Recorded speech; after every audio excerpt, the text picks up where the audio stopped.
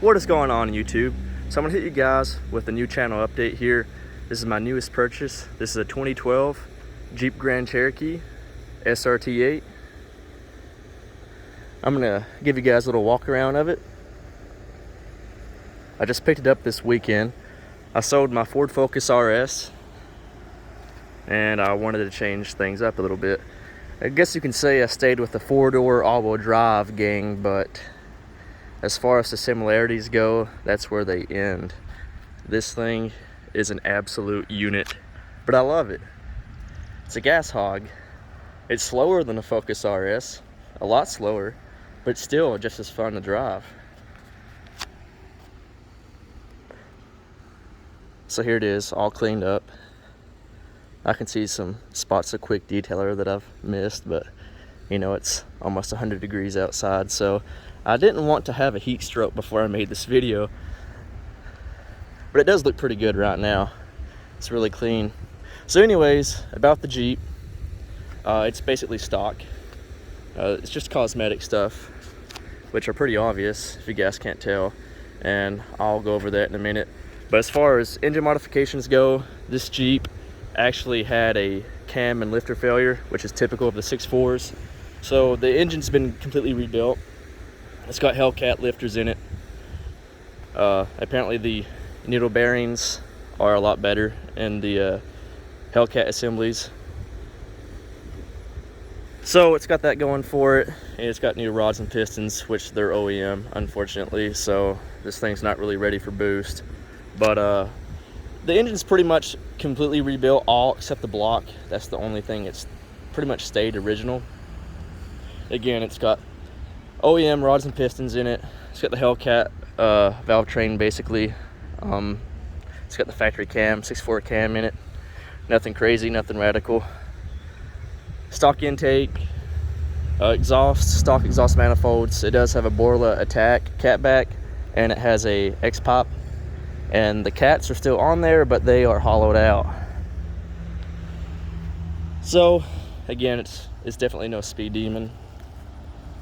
It's been tuned with the MDS deleted, so that's gone.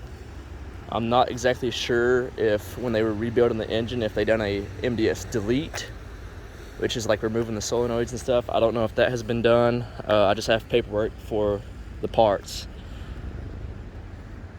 The previous owner really didn't know much about it. He just kind of dropped the Jeep off and said, hey, fix it, and that's basically what they done. So anyways, as far as mechanical stuff go, you know, this is a NAG 1 transmission. It's the automatic 5-speed, unfortunately, which, I mean, it shifts pretty good. It has the old school kind of like shift kit feel. Of course, in auto, it's pretty smooth, but in sport and track mode, it has those firm shifts, and I like that a lot. Transfer case has been replaced by the dealer. This Jeep has 98,000 miles on it, and the engine was rebuilt at 90,000 miles, and the transfer case, I think, was replaced at 80,000 miles. So pretty much everything suspension-wise, ball joints, tie rod ends, struts. It's got Eibach lowering springs. All of that is brand new. When he had the engine replaced, he had the AC condenser and compressor replaced, so it has really good AC. And as you can see back here, here are the Borla Atak exhaust tips. They're chrome. They look pretty good. Now, we can go ahead and go over the cosmetic stuff, the real obvious stuff. The wheels. I think the wheels make this Jeep. They are 20x10 Hellcat replicas. They're bronze, and again, they're brand new. The tires are brand new. It's got General Grapper UHPs. Is that what that is? UHPs, yeah. They're kind of like a mixture of like an all-terrain and a summer tire in a way.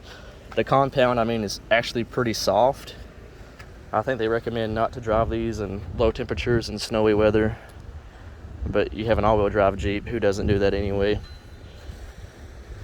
So the front of the Jeep, we have the Bi-Xenon headlights. They're like retrofits. They look like the 14 and up headlights. They have a little halo that goes all the way around. You see that little bar that's like white. Those actually illuminate with the parking lights. They look really good. We have a Black Ops CFR This is the full carbon fiber hood, and what I mean by full carbon fiber is that it's got carbon fiber on the top and the underneath instead of fiberglass, so the hood is super light. And we have these hood pins right here that look pretty sexy. It's got a Track Attack style front lip. It's fake. That's not real carbon fiber. It's just a printed pattern. Again, it mimics the Track Attack carbon fiber lip. Made for the Trackhawks. And I think it really just helps tie in with the overall aggressiveness of the entire front end of this Jeep. The 7-slot grill inserts obviously are plastic dip. The daytime running lights are wrapped. All the chrome up front and on the side around the windows has been deleted. It's been wrapped gloss black. We have carbon fiber mirror caps. We have R1 slotted rotors, brand new Brembo brake pads. And as you can see, you got 5% window tint on the back windows, back glass. And we have 20% on the driver and passenger doors. Windshield is not tinted, but it does have a windshield strip, 5%, which is really small. The windshield has been replaced, so no rock chips, nothing like that. I'm gonna probably eventually have that windshield tinted just to complete the overall murdered out theme going on with the Jeep.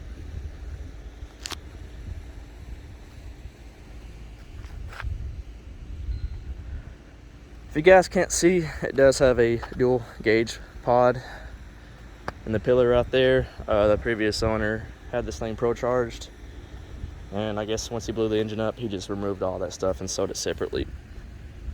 So unfortunately it's not boosted, like I said, stock. I guess he pulled all that off when he had the engine rebuilt, had it put back to stock.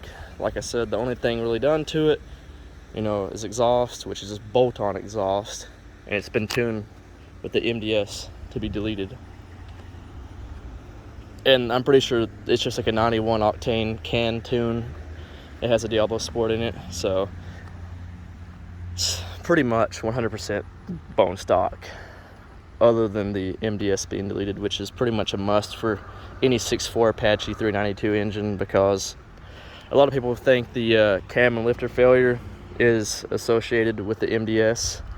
And MDS, if you guys don't know, it's just when these engines are in certain situations like low RPM loads, it shuts off 4 cylinders, turns the V8 into a 4-cylinder. Basically, it's supposed to save fuel mileage, but I think most people, when they delete it, they see no difference in fuel consumption. So it's basically a win-win. You don't have to worry about lifter failure, anything like that. Plus, it sounds horrible too. If you guys have ever heard like a 6.4 truck, 5.7s going down the road, pretty much any Hemi, it's associated with the 5.7s too, just as much as it is the 6.4s. And when they turn into that 4-cylinder mode, they sound really drony. It does not sound good. So you don't lose any fuel consumption, or you don't get any worse MPG, I should say, and you have that nice Hemi sound all the time. You don't have that 4-cylinder drone. Plus, you don't want to see something like this, or a Dodge Challenger or Charger driving by and sounding like a 4-cylinder. Back here we just have a wiper delete, which I have the wiper assembly with it. Interior is pretty much just stock.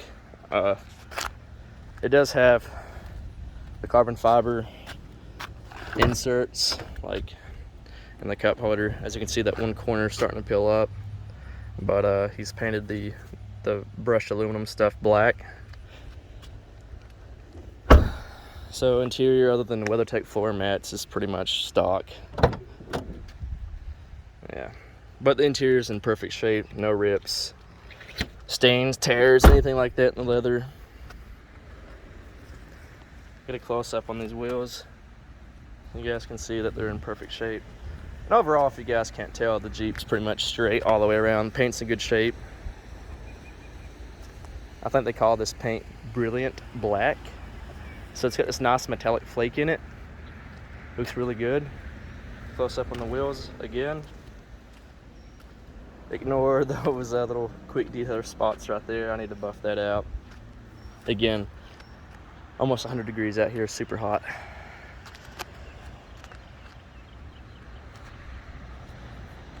Yeah, so you know, again, pretty much what I do, always buy cars, keep them for a little bit, and end up selling them. So I may not have this one long. I do enjoy it though. It's fully loaded, basically. If you guys know anything about these Jeeps SRT-8s in general, they're pretty much fully loaded from like your basic, I don't really know my base models that much. I know they have like a, was it an Overlander or something like that. Pretty much you have your V6 packages, and you can have navigation option into that. Essentially what I'm trying to say is the SRT-8s are pretty much fully loaded. They have every option basically. Panoramic sunroof, heated and cooled front seats, heated rear seats, navigation, heated steering wheel. You have a premium sound package, the automatic rear hatch, which I will show you guys, remote start, the whole 9 yards. See, automatic rear opening hatch. My tripod, premium sound system. Previous owner was a law enforcement officer, so we have a lap bar in here, totally illegal, but it's pretty cool nonetheless. Interior, again, is automatic. Hit the button.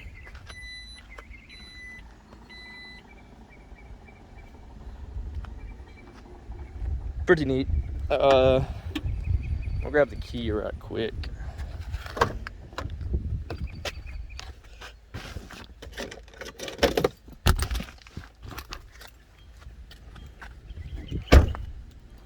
I don't know if this thing has to be locked for the remote start to work. I know in the Cadillacs, the remote start, you have to lock your vehicle first, but we're gonna try it anyway, 2 times.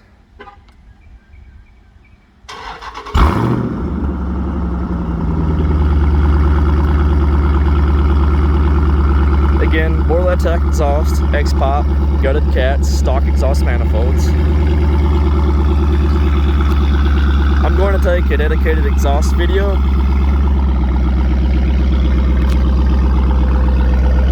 Sounds pretty good.